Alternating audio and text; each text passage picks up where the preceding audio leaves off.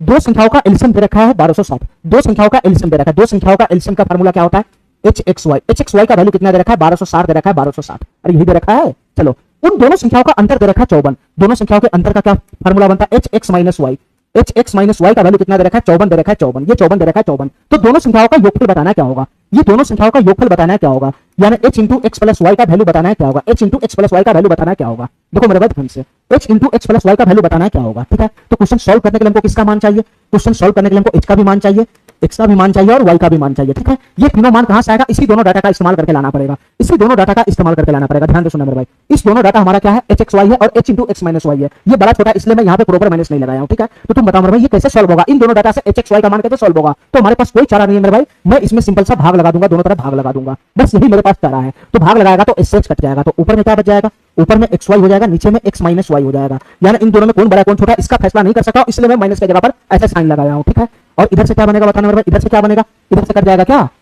ये 9 मत पे चला जाएगा तो 9 छक 54 हो जाएगा, ये 9 मत पे चला जाएगा तो ये कितना बनेगा बताना, ये कितना बनेगा 9 इकाई 9 3 36 9 चौक 36 140 मतलब ये चला जाएगा, ठीक है ठीक है मेरे भाई। आगे भी कटेगा, 2 से कटेगा तो 3 हो जाएगा, 2 से कटेगा तो 70 हो जाएगा, तो फाइनली इधर कितना आएगा 70 बटागा 3 आएगा, 70 बटागा 3, ठीक है। तो हिट एंड ट्रायल का इस्तेमाल करो, हिट एंड ट्रायल का इस्तेमाल करके ये बताओ कि मैं दो संख्या ऐसा क्या पकड़ूं, एक्स और वाई का मान ऐसा क्या पकड़ूं, एक्स और वाई का मान ऐसा क्या पकड़ूं कि दोनों सहभाज्य संख्या भी हो और दोनों का गुणनफल 70 आए और दोनों का डिफरेंस 3 आए। तो बताओ मेरे भाई वो एक्स और वाई का वैल्यू क्या होगा, बताओ एक्स और वाई का वैल्यू क्या होगा। तो तुम बताओ मेरे भाई क्या एक्स और वाई का वैल्यू, एक्स का मान 10 वाई का मान, एक्स का मान 10 वाई का मान 7 नहीं होगा क्या, x बराबर 10 y बराबर 7 नहीं होगा, x बराबर 10 y बराबर 7 करोगे तो दोनों को घटाओगे तो 3 आएगा और दोनों की गुना करोगे तो 70 आएगा, x बराबर 10 और y बराबर कितना हो जाएगा 7 हो जाएगा, 7 इन दोनों की गुना करोगे तो 70 आएगा, घटाओगे तो 3 आ जाएगा। तो x और y का मान हिट एंड ट्रायल से मैं ले आया, x का मान कितना आ गया 10 आ गया और y का मान कितना आ गया 7 आ गया, ठीक है मेरे भाई, ठीक है। x और y का मान तो आ गया, अब हमको चाहिए h का मान, तो h का मान कैसे आएगा, h का मान इन दोनों इक्वेशन में से किसी में भी रख लो, ये एक इक्वेशन ये था, एक इक्वेशन ये था, कहीं से भी पुट कर लोगे तो h का मान आ जाएगा, ठीक है। तो आसान डाटा हमको यहाँ पे दिख रहा है, हमारा ये वाला इक्वेशन क्या था बताना मेरे भाई,